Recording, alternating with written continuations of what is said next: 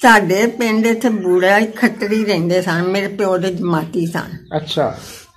ਉਹ ਵਾਵਾ ਨਾ ਇਹ ਕੁਛ 6 ਮਹੀਨਿਆਂ ਦਾ ਸੀ ਕੁੱਛੜ ਮੇਰੇ। ਹਾਂ ਹਾਂ। ਤੇ ਉਹ ਆਏ। ਅੱਛਾ। ਉਹਨਾਂ ਆਖਿਆ ਵੀ ਜਿਹੜੀ ਬੱਚੀ ਮੇਰੀ ਬੱਚੀ ਦੀ ਮਿਲਖੀ ਉਹਦਾ ਨਾਂ ਸੀ। ਮਿਲਖੀ। ਆਹੋ। ਅੱਛਾ। ਜਿਹੜੀ ਬੱਚੀ ਮੇਰੀ ਬੱਚੀ ਦੀ ਆਨਾ ਸੀ ਉਹ ਬੱਚੀ ਤੇ ਵਿਖਾ। ਅੱਛਾ। ਮੈਂ ਗਈ ਸਾਂ। ਮੈਂ ਗਈ। ਹਾਂ ਹਾਂ। ਬੈਠ ਕੇ ਸੱਜੋ ਨੇ ਤੇ ਹਾਂ ਆਂਦੇ ਨੇ ਭਈ ਇਹ ਬੱਚਾ ਕਿਦਾ ਤੂੰ ਚੁੱਕਿਆ। ਅੱਛਾ। ਤੁਹਾਨੂੰ ਕਹਿੰਦੇ? ਮੈਂ ਕਿਹਾ ਮੇਰਾ ਆਪਣਾ। ਹਾਂ ਹਾਂ।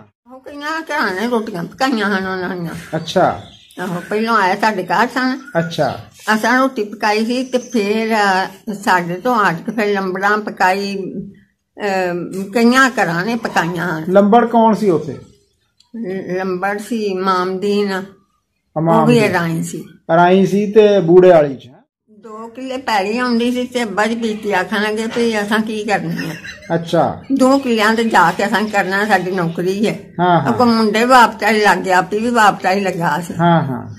ਫਿਰ ਸਾਡੀ ਜ਼ਿੰਦਗੀ ਇੱਥੇ ਹੀ ਗੁਜ਼ਰ ਗਈ ਹੈ।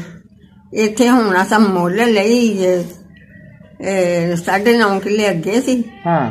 ਤੇ ਕਿੱਲਾ ਪਰ ਮੇਰੇ ਭਰਾ ਨੇ ਲਿਆ ਸੀ ਤੇ ਵਿਗਾ ਲਿਆ ਸੀ ਮੇਰੀਆਂ ਪਤਨੀਆਂ ਨੇ। ਜਿਹੜਾ ਮੇਰਾ ਭਰਾ ਫੌਤ ਹੋ ਗਿਆ ਨਾ ਉਹਨਾਂ ਨੇ ਮੁੰਡਿਆਂ ਨੇ। ਸੁਹਾਵਿਆਂ ਸਰੰਗੀਆਂ ਜਿਹੜਾ ਇਹ ਡਸਕੇ ਦੇ ਕੋਲ?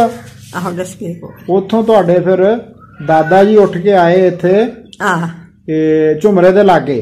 ਆਹੋ 5 ਮੀਲ ਮੈਂ ਜਿਵੇਂ ਇੱਥੋਂ ਸਾਨੂੰ ਪਤਾ 5 ਮੀਲ। ਪਿੰਡ ਕਿਹੜਾ ਉਹ? ਬੂੜੇ ਵਾਲੀ ਹੈ।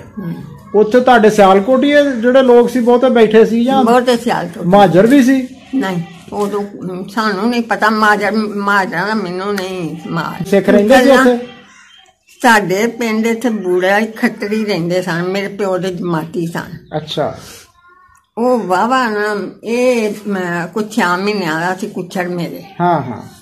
ਤੇ ਉਹ ਆਏ। ਅੱਛਾ। ਉਹਨਾਂ ਆਖਿਆ ਵੀ ਜਿਹੜੀ ਬੱਚੀ ਮੇਰੀ ਬੱਚੀ ਦੀ ਮਿਲਖੀ ਉਹਦਾ ਨਾਂ ਸੀ। ਮਿਲਖੀ। ਆਹੋ। ਅੱਛਾ। ਜਿਹੜੀ ਬੱਚੀ ਮੇਰੀ ਬੱਚੀ ਦੀ ਆਨਾ ਸੀ ਉਹ ਬੱਚੀ ਤੇ ਵਿਖਾ। ਅੱਛਾ। ਮੈਂ ਗਈ ਸਾਂ। ਮੈਂ ਗਈ। ਹਾਂ ਹਾਂ। ਬੈਠ ਕੇ ਸੱਜੋ ਨੇ ਤੇ ਹਾਂ ਆਂਦੇ ਨੇ ਭਈ ਇਹ ਬੱਚਾ ਕਿਦਾ ਤੂੰ ਚੁੱਕਿਆ। ਅੱਛਾ। ਤੁਹਾਨੂੰ ਕਹਿੰਦੇ? ਮੈਂ ਕਿਹਾ ਮੇਰਾ ਆਪਣਾ। ਹਾਂ ਹਾਂ ਹਾਂ। ਉਹ ਫਿਰ ਆਖਣਗੇ ਅਸਾਂ ਤੇ ਇਹਦੀ ਸ਼ਾਦੀ ਨਹੀਂ ਕੀਤੀ ਆਪਣੀ ਬੱਚੀ ਤੁਸਾਂ ਕਰ ਛੱਡੀ ਹੈ। ਅੱਛਾ ਅੱਛਾ। ਅੱਬਾ ਜੀ ਆਖਣਗੇ ਮੈਨੂੰ ਤੇ 9-10 ਸਾਲ ਹੋ ਗਏ ਨੇ ਕੀਤਿਆਂ। ਮੈਂ ਤੇ ਇਹ 14ਵਾਂ ਸਾਲ ਚੜਿਆ ਹੀ ਸੀ ਤੇ ਮੈਂ ਕਰ ਛੱਡੀ ਸੀ ਸ਼ਾਦੀ। ਉਹ ਮਿਲਖੀ ਤੁਹਾਡੀ ਹਾਨਣ ਸੀ? ਮਿਲਖੀ ਦੀ ਧੀ ਮੇਰੀ ਹਾਨਣ ਸੀ। ਉਹ ਮਿਲਖੀ ਆਈ ਸੀ? ਮਿਲਖੀ ਬੰਦਾ ਸੀ। ਮਿਲਖੀ ਰਾਮ। ਮਿਲਖੀ ਰਾਮ ਹੋਣਾ। ਅੱਛਾ। ਉਹਦੀ ਧੀ ਸੀ। ਉਹ ਮਿਲਖੀ ਰਾਮ ਆਪ ਆਇਆ ਸੀ? ਆਪ ਆਇਆ। ਤੇ ਤੁਹਾਨੂੰ ਫਿਰ ਯਾਦ ਸੀ ਉਹ ਕੁੜੀ ਜਿਹੜੀ ਹਾਨਣ ਸੀ ਤੁਹਾਡੀ?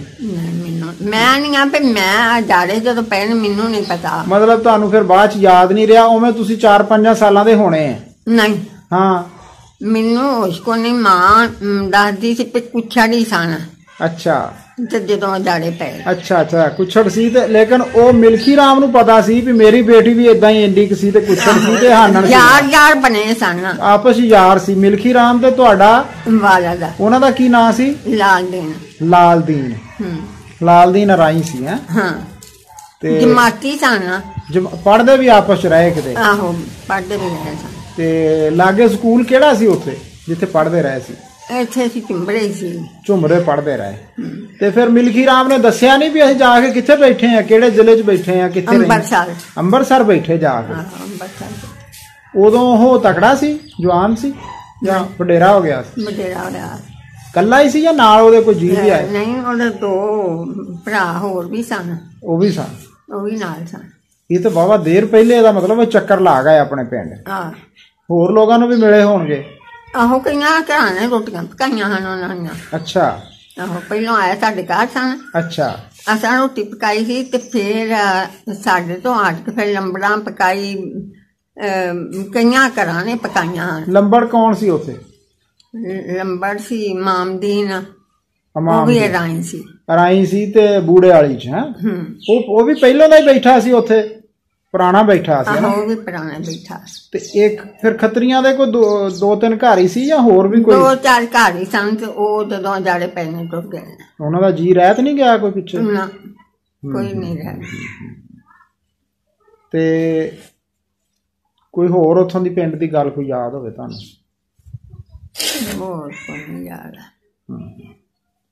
ਅੱਛਾ, ਮਿਲਖੀ ਰਾਮ ਸੀ ਉਹਦੇ ਘਰ ਜਨਾਨੀ ਨਹੀਂ ਸੀ ਆਈ ਨਾਲ? ਨਹੀਂ, ਉਹ ਬੱਚੀ ਵੀ ਨਹੀਂ ਸੀ ਆਈ? ਨਾ ਬੱਚੀ ਆਈ ਸੀ, ਨਾ ਕੋਈ ਜਨਾਨੀ ਵੀ ਨਹੀਂ ਸੀ ਉਹਨਾਂ ਚੋਂ ਆਈ। ਸਿਰਫ ਤਰਾਵੇ ਭਰਾ ਹੀ ਆਏ ਸਨ। ਤੇ ਤੁਹਾਡੇ ਰਿਸ਼ਤੇਦਾਰ ਹੋਰ ਕਿੱਥੇ ਕਿੱਥੇ ਬੈਠੇ ਸੀ? ਸਾਡੇ ਰਿਸ਼ਤੇਦਾਰ ਰੂਪਵਾਲੀ ਪਹਾੜੀਆਂ ਚਿੰਬੜੇ ਤੋਂ 2 ਮੀਲ ਹਟਵਾ। ਰੂਪਵਾਲੀ ਪਹਾੜੀਆਂ? ਪਹਾੜੰਗ ਹੈਗਾ ਪਿੰਡ। ਉਸ ਪਿੰਡ ਵਿੱਚ ਨਾ ਮੇਰੇ ਨਾਨਕੇ ਸਨ। ਪਹਾੜੰਗ ਚ? ਪਹਾੜੰਗ ਚ। ਅੱਛਾ। ਅਜੇ ਵੀ ਆਣ ਉੱਥੇ ਬੈਠੇ ਨੇ, ਬਡੇਰੇ ਤੇ ਮਾਰ ਖੱਪ ਗਏ ਨੇ। ਅੱਗੋਂ ਉਹਨਾਂ ਦੇ ਔਲਾਦ ਲੈ ਆਵੇ। ਮਾਮੇ ਮੂਮੇ ਮਰ ਗਏ ਨੇ। ਅੱਛਾ ਅੱਛਾ। ਉਹਨਾਂ ਦੀ ਔਲਾਦ ਲੈ ਆਵੇ। ਹਾਂ ਹਾਂ ਹਾਂ। ਤੇ ਜਿਹੜੇ ਸਨ ਸਹੁਰੇ ਮੇਰੇ, ਇਹ 5-6 ਮੀਲ ਹਟਵੇਂ ਨੇ ਇੱਥੇ ਬਾਠਾਂ ਪਿੰਡ। ਆਹੋ, ਇਹ ਬਾਠਾਂ ਹੈਗਾ। ਕਿਹੜੀ ਸੜਕ ਤੇ ਇਹ ਹੈਗਾ ਜੀ?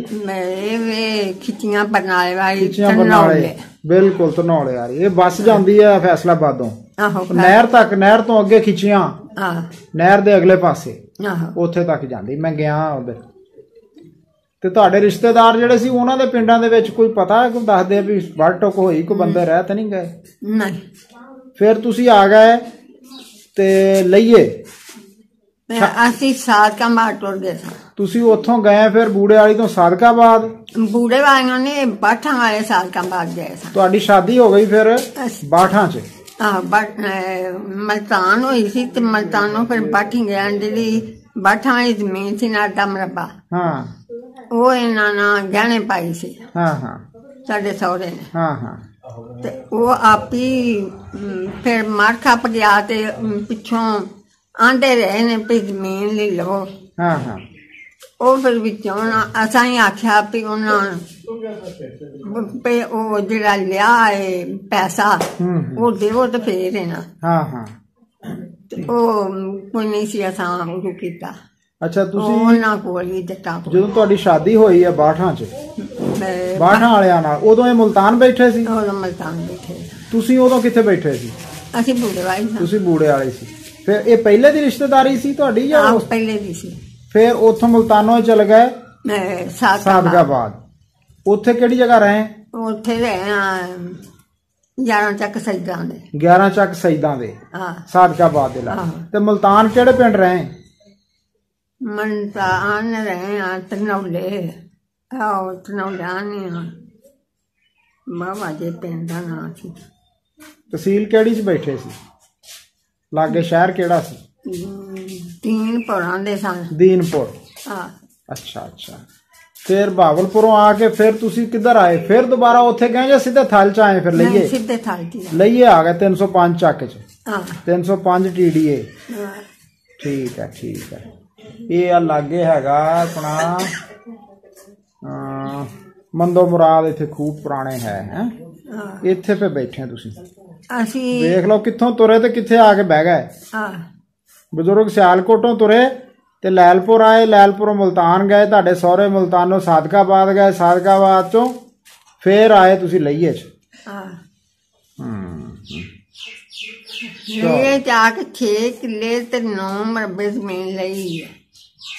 ਕੇਸ ਪਿਆ ਚੱਲਦਾ ਹੈ ਹਜੇ ਤੱਕ। ਕੇਸ ਚੱਲਦਾ? ਇਹ ਜ਼ਮੀਨਾਂ ਦੇ ਬੜੇ ਲੰਬੇ ਰੌਲੇ ਆ ਜੀ।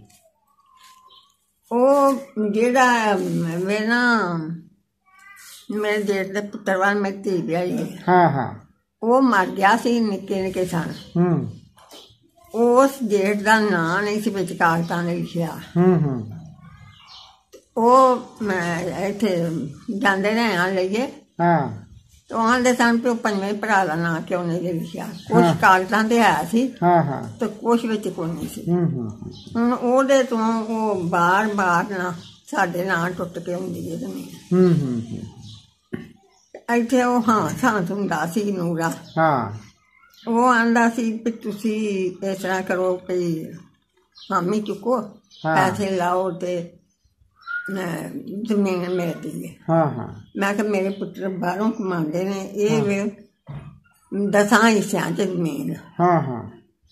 ਤੇ ਮੈਂ ਕਿਹਾ ਜਿਹੜਾ ਬਾਹਰੋਂ ਕਮਾਉਂਦੇ ਨੇ ਅਸੀਂ ਦੂਸਰੇ ਪਰਿਵਾਰ ਤੇ ਲਾਉਂਦੇ ਨੇ। ਹਾਂ ਹਾਂ। ਮੈਂ ਉਹ ਜਿਹੜੀ ਕਮਾਈ ਹੈ ਮੈਂ ਉਹ ਵੀ ਇਹਨਾਂ ਤੇ ਲਾ ਛੱਡਾਂ ਤੇ ਮੈਂ ਇਹਨਾਂ ਨੂੰ ਵਿਆਹਾਂ ਕਿੱਥੋਂ ਤੇ ਇਹਨਾਂ ਨੂੰ ਖਵਾਵਾਂ ਕਿੱਥੋਂ। ਹਾਂ ਹਾਂ, ਜ਼ਮੀਨ ਤੇ ਲਾ ਦਿਆਂ ਸਾਰਾ ਕੁਛ। ਹਾਂ, ਮੈਂ ਨਹੀਂ ਸਮਝਦੀ। ਬੋਲਾ ਮੰਨ ਗਿਆ, ਮੈਂ ਨਹੀਂ ਸਮਝਦੀ। ਨਹੀਂ, ਠੀਕ ਕੀਤਾ ਤੁਸੀਂ। ਗਾਂ ਅਗਲਾ ਪਾਸਾ ਵੇਖਣਾ ਚਾਹੀਦਾ, ਜ਼ਮੀਨਾਂ ਦੇ ਕੇਸਾਂ 'ਚ ਕੁਛ ਨਹੀਂ ਲੱਭਦਾ ਜੀ। ਹੁਣ ਫਿਰ ਤੁਸੀਂ ਜਾਂਦੇ ਆਉਂਦੇ ਹੋ ਆਪਣੇ ਪੇਕਿਆਂ ਦੇ? ਭਾਈ ਹੈਗੇ ਤੁਹਾਡੇ? ਮਾਸ਼ਾਅੱਲਾ ਹੈ ਨਾ। ਉਹਨਾਂ ਦੇ ਬੱਚੇ ਉੱਥੇ ਬੂੜੇ ਵਾਲੀ 'ਚ ਹੀ ਆ? ਬੂੜੇ ਵਾਲੀ 'ਚ।